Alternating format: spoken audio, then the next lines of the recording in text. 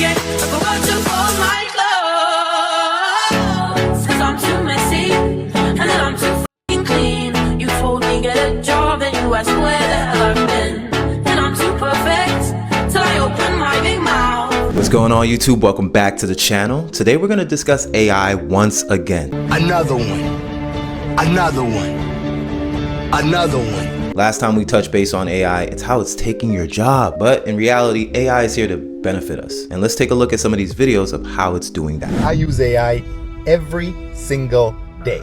If you're not using AI at every aspect of your business, you're not going to make it. As someone who surrounds themselves with millionaires, multimillionaires, and business owners, the only thing they're talking about right now is AI. And potential upside for AI is so much better than people realize, and the potential downside is way worse. First, let's talk about the upside, because everyone loves to overlook that.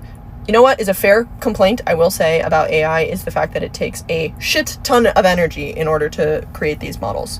That is 100% true. At the same time, frontier researchers who are working on this technology believe genuinely in their heart of hearts that this technology will solve our climate crisis. So if you buy that, then the argument basically becomes make the upfront investment now, meaning like in the earth, but it'll pay off in the long run because we'll have solved the climate crisis, etc. Now let's talk about the downsides. What I'm seeing a lot of is things like AI art is creepy and weird and bad because it was trained off of copyrighted stuff. ChatGPT is making people dumber. ChatGPT is sending people into literal psychosis. AI is taking people's jobs and we aren't going to be able to sustain the economy. Fair. Yes, it can make people dumber. It can make people lazier. Sarah. She won't answer you. Or she can't. But if you implement this correctly, this can actually propel anything that you're doing because it takes away all the mundane tasks that you have to do. When it comes to AI being implemented, can you blame them? It seriously just cuts out so much extra BS. You just have to go with it. It becomes obsolete to have employees when you can have an AI save you all the money that you would pay those employees. That is the reality of it. So we have to look at it from a realistic lens. Is this really beneficial? And yeah. All fair points, but the people who are deep in this world are not nearly as concerned about all of those things as they are about the one true, real, scary, big threat that could actually genuinely happen, which is the oncoming in of an artificial superintelligence. The people who have built this technology, the smartest people in the freaking world, are the same ones who are sounding the alarm on the fact that if we continue to progress how intelligent these models are at the current rate that we are, which is, by the way, increasing as time goes on because that's how this stuff works, it compounds, we are almost guaranteed to see the oncoming of an artificial superintelligence. By definition, an artificial superintelligence is one that is inherently way more intelligent than a human being, than like an Einstein. And therefore, we cannot understand how it works. AI has been here well before us. This is an ancient technology that we tapped into. Return the slab. What? Return the slab. That's the best way to describe this. This is something that learns rapidly. This has been here. We just only brought a vessel or a system to put this thing through, and now it can translate what it has to say. Red Polo Ralph Lauren, man, that little pony logo working harder than your retirement funds. That's why it can give us so much information so quickly. This is a technology that has been here well before we have. In 10 years, probably AI could do anything better than a human can, cognitively. Probably almost, I think in 10 years, based on the current rate of improvement, AI will be smarter than the smartest human. There will also be a massive number of robots. I use AI every single day. I don't do emails anymore. AI kind of does a lot of them for me. I don't book flights anymore. I ask my AI to find me the flights for me. I don't even do much research anymore. I just ask the AI to research it for me. I play with my kids using AI. I teach my kids creativity with AI. There's so many things that you can do to better your life, whether it's personal, professional, and AI is going to change everything. So my advice to you, you got to learn about AI. You got to at least understand one good use case of AI for your life. If not, you're going to start falling behind real quick. So go play with AI. Have fun with AI. You should be using AI to benefit your life today. We're in this Goldilocks zone, right? Where you can let your imagination run wild and use this stuff for nearly next to nothing, because we are the product. We are the product. They want to see how we utilize this. Well, utilize it in a way to better your life. Really? We're no longer in an age where you need to know the answer. We're in an age where you have to have the best questions. If you have the best questions and you ask them well before anybody else, that's it. Bingo. I have a lot of cool stuff coming out, but I'm dropping my first ebook, which kind of describes to you how this AI stuff works for beginners to introductory. So, if you want to support and help me build this up, the link in the description. Checky's guide. It makes it real simple, short and sweet, and I put a lot of information in it. And I'm going to drop another ebook teaching you how to actually create this type of stuff. When you have everything outlined in front of you, it just makes it that much easier. So take a look at that. Go check that out. So if you're like me and think you have ADHD, let me share with you my #1 favorite tip that has completely changed how I use AI. Honestly, it's probably changed my life. I'm sharing 30 days of AI tips to help you get your life together. I'm feeling super overwhelmed. My favorite feature in ChatGPT, which is now available in Claude, is transcription. It's a little mic in the lower right corner. I'll be laying in bed or making coffee, and I'll literally just turn it on and just yap for 5 minutes about my meetings, my deadlines, whatever's stressing me out today. Then basically chat just takes it all and helps me structure my day, figure out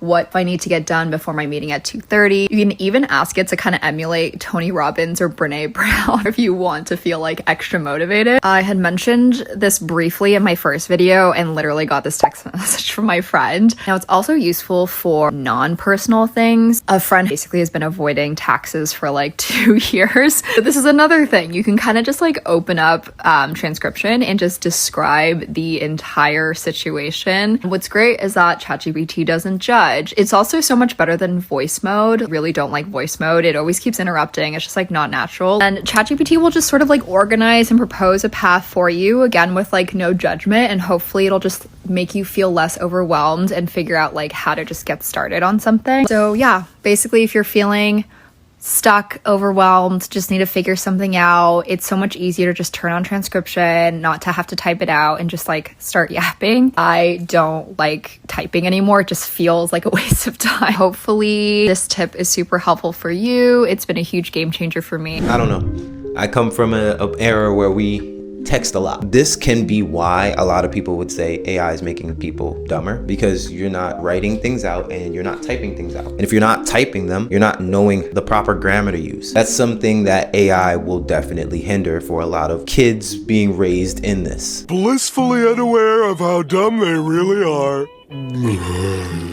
But if you use this in a beneficial way, this is a tool that will make anybody smarter. If you're a smart person already, this just helps you get to the next task. It helps you worry about the next big goal while the AI is handling all the little minute tasks. No brainer.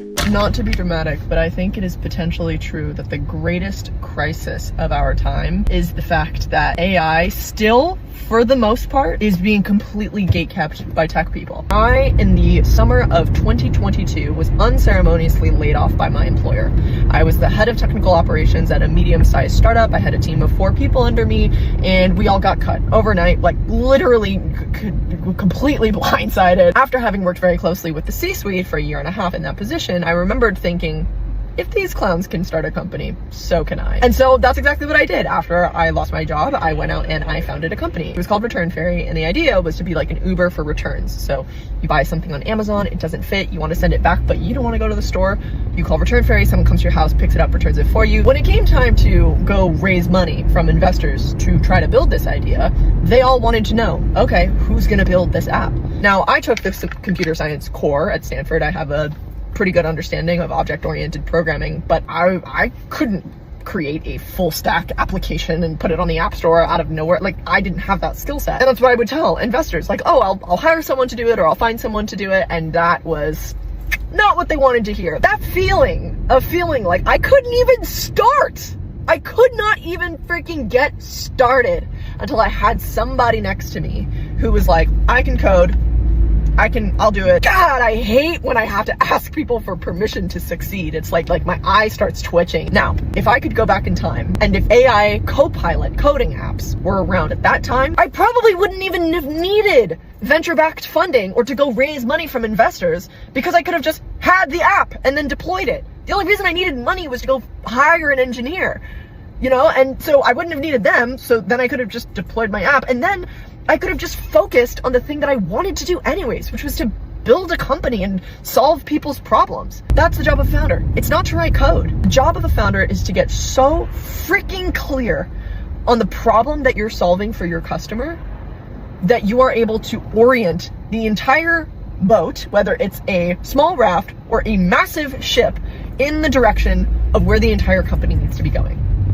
In this metaphor, the boat is the company. So when I say that AI is making it possible for people to live out their dreams, I am talking from firsthand experience.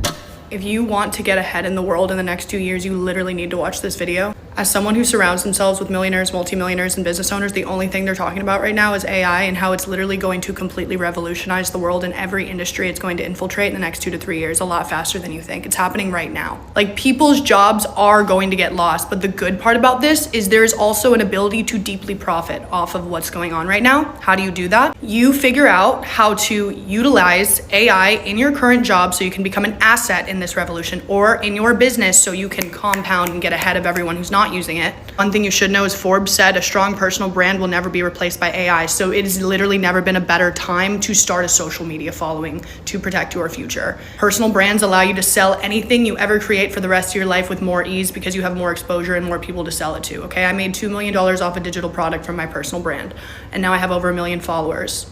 And I'm going to keep growing those things. And this is my asset in an AI revolution. So it is literally never a better time, whatever you're doing, to grow a personal brand. Do it. I've been saying it. That was my first video. The first video I put out was AI. This is a technology that, if utilized correctly, it can propel you. Now, I won't suggest learning this to be a better employee. You have been promoted. You are now one of my elite employees. No, right now you have the ability to be the best business person you can ever be. If you ever had that aspiration, this can literally make a business for you. Build your business plan. It's literally so much power that you have at your fingertips. The right people are going to get ahead because they understand that. I appreciate you guys coming back to the channel. Don't forget to hit the subscribe button and watch the next video that pops up at the end. I'll see you guys on the next one. If you're not using AI at every aspect of your business, you're not going to make it. What are the other principles that I need to be thinking about when I'm scaling my company? I think a current example is look at Elon. Elon is an incredible entrepreneur and an incredible scientist. And if you study how he operates, he gets people by, I think, sheer force of personal will to overperform, to take huge risks, which somehow he has this brilliance where he can make those trade-offs and get it right. What would be such a company in the age of AI? Well, we can tell you what it would look like. It would have apps. Those apps will use powerful networks, and they'll have a really big computer in the back. It's doing AI calculations. So future successful companies will all have that, right? Exactly what problem it solves, well, that's up to the founder. But if you're not using AI at every aspect of your business, you're not going to make it.